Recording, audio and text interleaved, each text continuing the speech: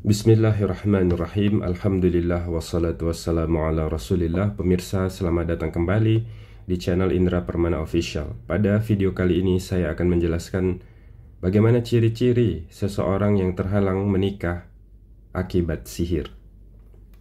Pemirsa, di antara alasan orang melakukan ruqyah atau minta untuk diruqyah adalah karena mereka merasa terhalang menikah, atau biasa disebut juga dengan istilah terhalang jodoh. Situasi ini bisa menimpa laki-laki maupun perempuan. Namun berdasarkan pengalaman saya di lapangan, lebih banyak terjadi pada perempuan. Pasien biasanya sudah berusia lebih dari 30 atau 40 tahun. Bahkan ada juga yang sudah menginjak usia 50 tahun, namun belum menikah atau mengalami kegagalan menuju pernikahan berulang-ulang. Di dalam tatanan masyarakat Indonesia pada umumnya, seseorang dianggap terlambat menikah bila usia mereka sudah menginjak 30 tahun. Nah, dalam kaitannya dengan ruqyah ini, saya membagi penyebab dari terhalangnya seseorang untuk menikah itu menjadi dua, yaitu sebab yang wajar dan sebab yang tidak wajar. Sebab yang wajar maksudnya adalah sebab yang bisa diterima oleh akal. Sedangkan sebab yang tidak wajar maksudnya adalah sebab yang aneh yang tidak bisa diterima dengan akal. Sebab wajar misalnya cacat fisik. Seseorang yang mengalami kecacatan fisik, baik itu sejak lahir maupun didapatnya setelah usia remaja. Cacat fisik tentu saja mungkin itu bisa menjadi sebab orang lain tidak bisa menerima dia atau tidak mau menikah dengan dia. Kemudian cacat mental, ini juga sama ya. Ini menjadi penghalang orang untuk menikah. Orang menjadi tidak mau menikah dengan dia karena orang itu mengalami cacat mental. Dan ini wajar. Jadi kalau ada orang yang cacat mental kemudian dia terhalang menikah, itu wajar. Kemudian buruk perangai dan perilaku, ini juga jelas ya. Wajar orang tidak mau menikah dengan orang yang buruk perangainya dan juga perilakunya. Jadi wajar saja gitu ya. Makanya ini disebut sebab yang wajar. Sebab yang wajar mengapa seseorang terhalang dari menikah. Yang selanjutnya adalah orientasi seksual yang menyimpang.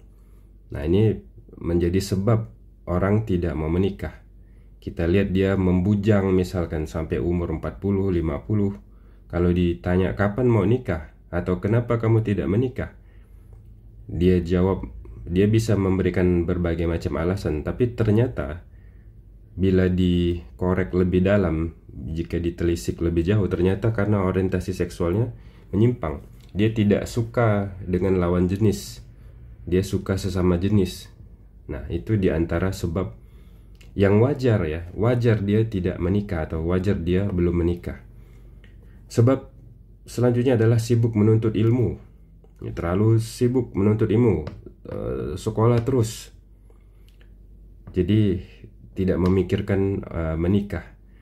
Tapi itu biasanya perlu dicurigai faktor lain juga ya. Maksud saya ini mungkin multifaktorial. Misalnya karena tadi itu dia sibuk menuntut ilmu, tapi ternyata juga dia punya orientasi seksual yang menyimpang misalnya ya. Nah itu. Kemudian sibuk mengejar karir. Sibuk mengejar karir, meniti karir, menaikkan karir.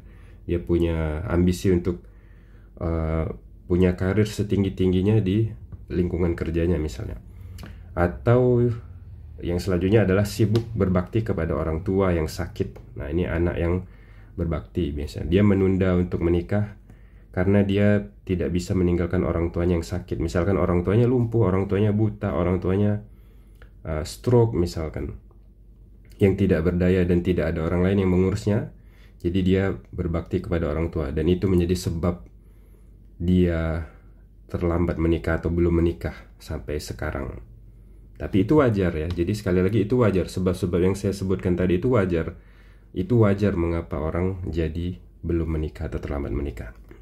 Nah, sekarang sebab yang tidak wajar, sebab yang tidak masuk akal, sebab yang sulit untuk diterima dengan logika. Di antaranya adalah terkena sihir penghalang menikah, atau yang dikenal juga dengan sihir ta'til az-zawaj. Sihir ta'til az-zawaj adalah istilah atau sebutan untuk sihir yang bertujuan menghalangi seseorang dari menikah. Di Indonesia biasanya disebut sebagai santet gantung jodoh, atau mungkin ada istilah lainnya, mungkin di tempat lain beda lagi istilah atau penamaannya ya. Tapi intinya sihir ini tujuannya untuk menghalangi seseorang dari menikah. Secara umum, sihir dilakukan karena 3 hal ya, karena dendam, karena syahwat, dan karena hasad.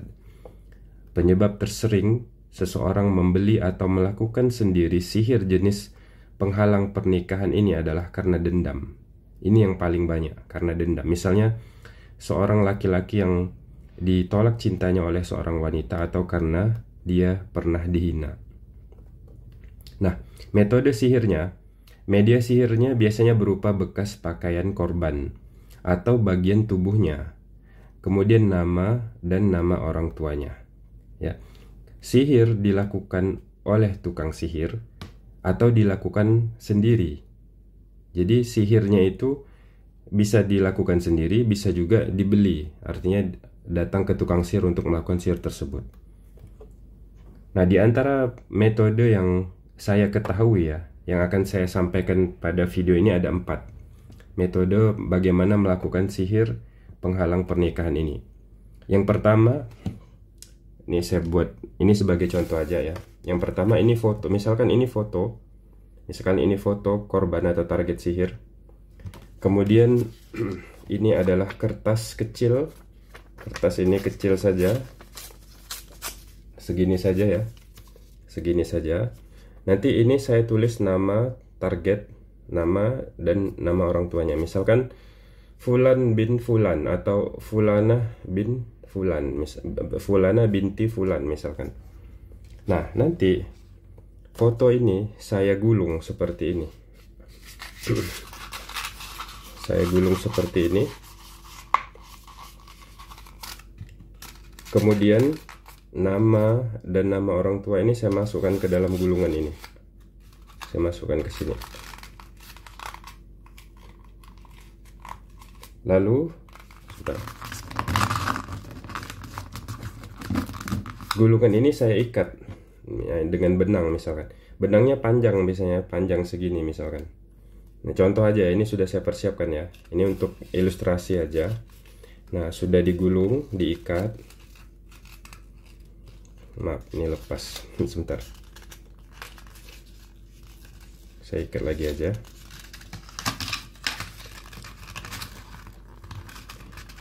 Oke. Nah, setelah diikat seperti ini, nanti gulungan foto ini saya bacakan mantra. Saya bacakan mantra tertentu yang tujuannya itu untuk menghalangi si target ini untuk menikah. Lalu, nah ini metode yang pertama. Foto ini saya gantung di sebuah pohon. Saya gantung di sebuah pohon, di dahan sebuah pohon.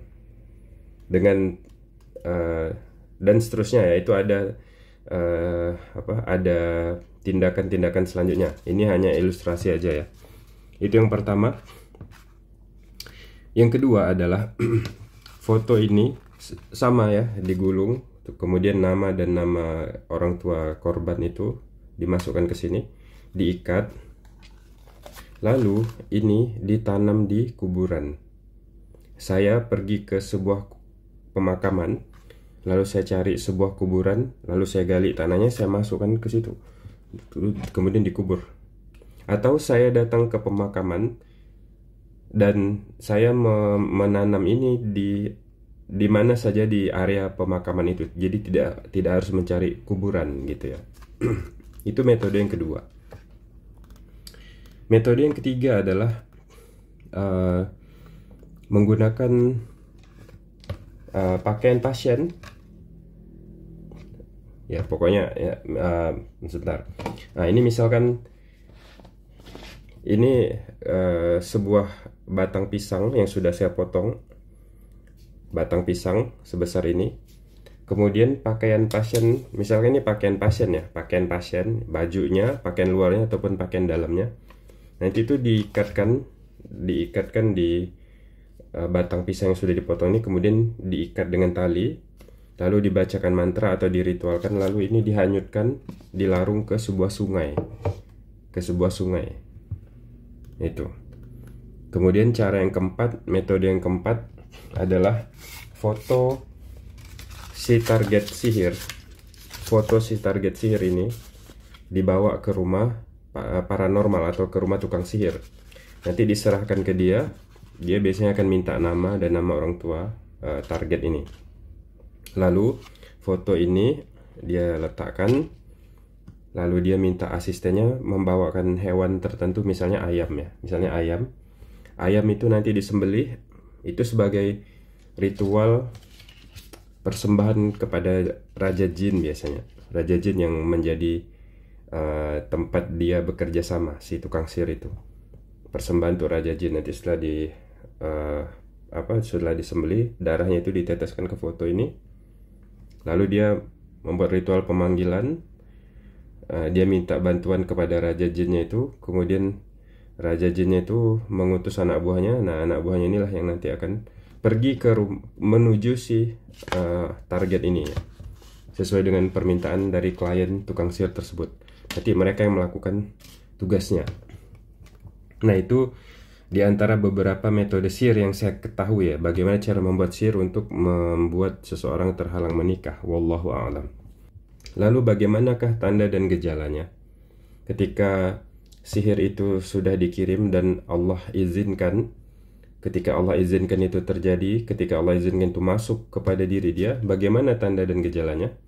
Nah, tanda dan gejala sihir itu secara umum itu ada dua. Tanda primer atau tanda utama dan tanda sekunder atau tanda tambahan atau penyerta ya. Tanda dan gejala primer atau tanda dan gejala utama, tanda dan gejala sekunder atau tanda dan gejala tambahan atau penyerta. Tanda dan gejala primer atau utama adalah tanda dan gejala yang khas pada sihir tersebut, dan itu biasanya berkaitan atau sesuai dengan tujuan sihir itu dibuat. Jadi kalau misalnya sihir ini untuk membuat orang sakit,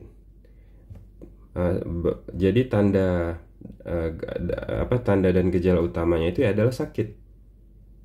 Kalau sihir ini ditujukan atau tujuannya untuk memisahkan antara suami istri, maka tanda dan gejala utamanya itu adalah kebencian antara suami istri, adanya pikiran-pikiran untuk berpisah, ide-ide untuk bercerai. Nah, itu tanda utamanya. Jadi sesuai dengan tujuannya. Sedangkan tanda sekunder, tanda dan gejala sekunder itu adalah tanda yang tidak khas. Jadi tandanya itu bisa juga terjadi pada sihir lain. Jadi tidak khas untuk sihir ini. Dia juga terjadi pada sihir lain atau kasus gangguan jin secara umum. Oke. Nah, adapun tanda dan gejala primer dari sihir penghalang pernikahan adalah selalu gagal menikah atau menuju ke pernikahan tanpa alasan yang masuk akal atau tanpa sebab yang jelas atau tanpa sebab yang wajar gitu ya. Jadi aneh selalu gagal menikah kemudian berulang-ulang. Nah, ini yang perlu digarisbawahi. Terjadi kegagalan menikah tanpa sebab yang jelas atau karena sebab yang aneh, karena sebab yang tidak masuk akal dan terjadi berulang-ulang. Ini yang perlu digarisbawahi. Sebabnya tidak jelas atau sebabnya aneh, kemudian terjadi berulang-ulang. Jadi bukan hanya sekali. Kita tidak bisa menyimpulkan seseorang itu terkena sihir penghalang pernikahan karena baru sekali gagal ya. Kita tidak bisa mengatakan itu langsung karena baru sekali gagal ya. Tidak. Dia gagal menikah atau terhalang menikah karena sebab yang tidak masuk akal, karena sebab yang tidak jelas dan terjadi berulang-ulang. Misalnya seorang wanita yang sudah bertunangan dan memutuskan untuk menikah dengan pasangannya. Menjelang 1 minggu pernikahan, tiba-tiba pihak laki-laki membatalkan dengan sebab yang tidak jelas. Tidak ada pertengkaran, tidak ada masalah, semuanya berjalan baik-baik saja sebelum ini. Tiba-tiba membatalkan tanpa sebab yang jelas. Tiba-tiba tidak jadi. Nah, ini aneh. Ketika ditanya, jawabannya tidak jelas. Pokoknya tidak masuk akal dan rasanya tidak mungkin gitu. Kenapa tiba-tiba memutuskan? Kenapa tiba-tiba membatalkan? Itu jawabannya tidak jelas, ya. Terjadi berulang-ulang. Nah, misalnya seorang perempuan itu dia mengalami hal ini 4-5 kali sepanjang hidupnya, ya. Nah, itu berulang-ulang hal yang sama. Sudah lamaran atau sudah mau menuju ke pernikahan, tiba-tiba batal. Itu. Kemudian terkadang juga dari pihak perempuan, ya, yang tiba-tiba mengalami mimpi buruk. Dia tiba-tiba mimpi buruk tentang calon suaminya ini. Di dalam mimpi buruknya itu misalnya dia melihat calon suaminya itu ternyata selingkuh, dia punya selingkuhan. Kemudian ketika terbangun dia jadi punya pikiran buruk, jadi suudzon. Ini orang ndak amanah, ini mungkin ada selingkuhannya beneran. Akhirnya tidak jadi. Atau tiba-tiba jadi benci, setelah mimpi buruk itu jadi benci. Jadi benci tanpa sebab yang jelas. Ketika ditanya dari pihak laki-laki, kenapa membatalkan? Jawabannya tidak jelas. Intinya membatalkan saja gitu, tanpa sebab yang jelas, ya. Ada juga yang dari sejak awal mula proses pendekatan sudah hilang tanpa sebab. Dan ini terjadi berulang-ulang. Baru kenal, baru mau dekat, tiba-tiba hilang lagi. Ini terjadi berulang-ulang, itu, ya. Itu tanda utama. Kemudian tanda dan gejala sekunder. Yang pertama adalah perubahan psikis tanpa sebab yang jelas. Perubahan psikis tanpa sebab yang jelas. Misalnya tiba-tiba menjadi takut menikah tanpa alasan. Tiba-tiba jadi takut mau menikah, padahal sudah sama-sama suka. Ketika mau menuju ke pernikahan atau ketika baru membicarakan tentang pernikahan, tiba-tiba rasa takut itu muncul. Takut nanti kalau menikah nih saya jadi begini, nanti kalau menikah dengan dia nih nanti jadi begini. Jadi takut, tapi tanpa sebab yang jelas, tanpa alasan yang jelas. Kemudian tiba-tiba ragu untuk menikah. Ragu. Tadinya sudah mantep nih, wah mantep, ini orang ini agamanya bagus. Kemudian dia sudah bekerja, dia sudah mampu menafkahi, dia dari keluarga yang baik-baik. Tapi akhirnya ragu, tiba-tiba ragu tanpa sebab yang jelas. Dia pun heran kenapa tiba-tiba jadi ragu gitu, ya, dengan calon suaminya misalnya. Kemudian tiba-tiba menjadi benci dengan calon pasangannya tanpa sebab. Kemudian ciri lainnya itu adalah melihat pasangan dalam wujud yang buruk. Misalnya laki-laki melihat calon istrinya itu kadang-kadang wajahnya dia, kadang-kadang wajah nenek-nenek. Atau yang perempuan, ketika dia melihat calon suaminya itu kadang-kadang wajahnya dia, kadang-kadang wajahnya seperti setan yang menakutkan. Nah, itu. Jadi penglihatan dia itu berubah-ubah gitu, ya. Jadi takut jadinya. Kemudian tiba-tiba menjadi emosi dengan hal sepele. Nah, akhirnya bertengkar kan antara kedua pasangan ini tanpa sebab yang jelas. Kemudian tiba-tiba menjadi sering was-was, tiba-tiba jadi malas ibadah, tiba-tiba jadi suka bermaksiat. Menjelang pernikahan ini kenapa ya jadi mudah emosi? Kenapa jadi sering was-was? Kenapa jadi malas ibadah? Kenapa jadi sering bermaksiat? 2-3 bulan menjelang pernikahan ini misalkan, tanpa sebab yang jelas, ya. Jadi ada perubahan psikis tanpa sebab yang jelas. Yang kedua, adanya gangguan kesehatan yang aneh dan tidak biasa. Tiba-tiba jadi sering sakit kepala di waktu matahari mau terbenam. Nah, ini contoh yang tadi, ya. 2-3 bulan ini jadi mudah emosi, mudah sering was-was, tiba-tiba ragu untuk menikah. Kemudian dalam 2-3 bulan ini sering sakit kepala di waktu sore, di waktu asar, di waktu menjelang maghrib misalkan. Atau sering merasa sesak di dada di waktu asar. Ini sesak. Kalau udah menjelang asar tuh sesak rasanya. Sesak, kemudian dia periksa ke dokter. Ternyata setelah diperiksa paru dan jantungnya semuanya dalam keadaan normal. Jadi aneh keadaannya. Sakitnya itu atau keluhannya itu aneh. Waktu diperiksa tidak ada kelainan apa-apa. Kemudian sering merasa sakit di tulang belakang tanpa sebab yang jelas. 2-3 bulan ini sering was-was, mudah emosi, malas ibadah. Kemudian di tulang belakang ini kok terasa sakit. Ya itu ya. Jadi kejadian ini bersamaan ya, dari perubahan psikis tanpa sebab yang jelas dan adanya gangguan atau masalah kesehatan yang tanpa sebab yang jelas juga itu ya. Itu terjadi bersamaan. Kemudian yang ketiga, nah ini yang paling penting, yang paling khas ya. Maksud saya ini bagian dari tanda sekunder, tapi ini selalu ada ya, selalu ada baik pada kasus sihir manapun ya, maupun pada gangguan jin secara umum, yaitu mimpi buruk atau mimpi aneh yang berulang. Mimpi yang berulang, mimpi buruk, mimpi yang aneh yang berulang-ulang. Di antaranya itu adalah sering bermimpi bertemu orang mati ya. Misalnya mimpi bertemu orang tua yang sudah meninggal, mimpi bertemu kakek nenek yang sudah meninggal, atau teman-temannya yang sudah meninggal, atau mimpi melihat orang yang masih hidup meninggal. Di dalam mimpinya itu pada meninggal karena bencana, misalnya kata peperangan, karena dibunuh, karena hari kiamat misalkan. Jadi mimpinya itu tentang kematian. Mimpi berada di kuburan, mimpi dengan tema kematian itu biasanya karena media sihirnya yang tadi itu, yang digulung itu, foto yang digulung itu ditanam atau disimpan di kuburan. Makanya mimpinya itu tentang kematian. Kemudian sering mimpi tentang air, Misalnya mimpi melihat lautan, mimpi menyeberang lautan, mimpi menyeberang sungai, mimpi banjir, mimpi tenggelam, mimpi lautan atau sungai atau danau yang airnya kotor misalnya, mimpi hujan, mimpi tsunami, mimpi mandi, pokoknya mimpi tentang air. Nah itu biasanya karena media sihirnya ditaruh di air. Misalkan media sihirnya itu yang tadi ini diikat di tepi sungai misalkan, atau di lautan atau di toilet misalkan, sehingga itu akan muncul dalam mimpi ya, dalam mimpi sebagai air, mimpi tentang air yang berulang-ulang. Kemudian mimpi tentang ketinggian, misalnya mimpi terbang, mimpi naik pesawat, mimpi berada di tepi jurang, mimpi berada di atas pohon, mimpi jatuh dari ketinggian. Nah itu biasanya karena media sihirnya digantung, yang tadi itu digantung di pohon.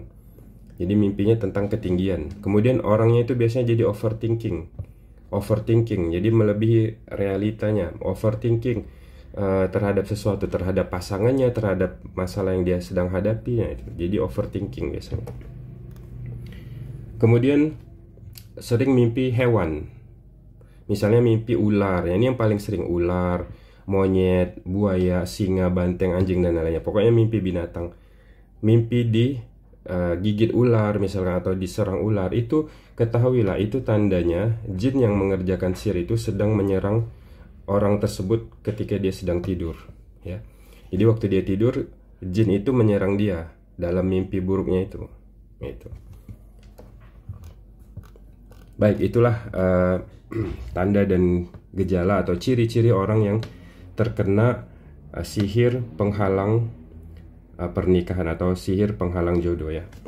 Pemirsa, sihir itu dia bekerja secara sistematis dan polanya itu sama, dia seperti penyakit. Sihir itu mempengaruhi seseorang secara sistematis saat dia bangun, saat dia terjaga, maupun saat dia tidur, saat dia sedang beraktivitas maupun saat dia sedang istirahat. Jadi semuanya itu dilingkupi oleh sihir ya, kerjanya sistematis. Sihir itu akan muncul, akan terlihat di dalam mimpi. Makanya tadi ketika media sihir itu ditaruh di kuburan, maka mimpi yang muncul atau mimpi yang dilihat itu tentang kematian. Kalau media sihirnya ditaruh di air atau media sihirnya menggunakan air, dia akan muncul dalam mimpi berupa mimpi dengan tema air. Nah itu makanya saya katakan sistematis ya. Dia itu sama gitu ya, polanya itu sama, di mana-mana itu sama, metode yang berbeda tapi hasilnya itu sama. Makanya dia itu sistematis. Menyerang di saat kita sedang sadar, sedang terjaga, dan di saat kita sedang tidur. Itu semuanya tergabung dalam satu paket untuk menghalangi kehidupan seseorang. Dalam hal ini adalah untuk menghalangi seseorang dari menikah. Baik, itu saja mungkin yang bisa saya sampaikan pada kesempatan video kali ini. Bagi Anda yang mungkin saat ini sedang mengalami tanda dan gejala yang saya sebutkan di atas, saya doakan semoga Allah mudahkan untuk melakukan pengobatan ya. Lakukan pengobatan secara syar'i, secara islami, yaitu dengan ruqyah syariah ya. Jangan sampai kita salah memilih pengobatan ya. Bagi Anda yang ingin mendapatkan bantuan dari saya ya, silakan saja langsung chat ke nomor WhatsApp yang ada di bawah sini ya. Baik, itu saja mungkin yang bisa saya sampaikan pada kesempatan kali ini, pemirsa. Terima kasih sudah menonton video ini dan sampai jumpa di video lainnya insya Allah. Semoga bermanfaat. Wassalamualaikum warahmatullahi wabarakatuh.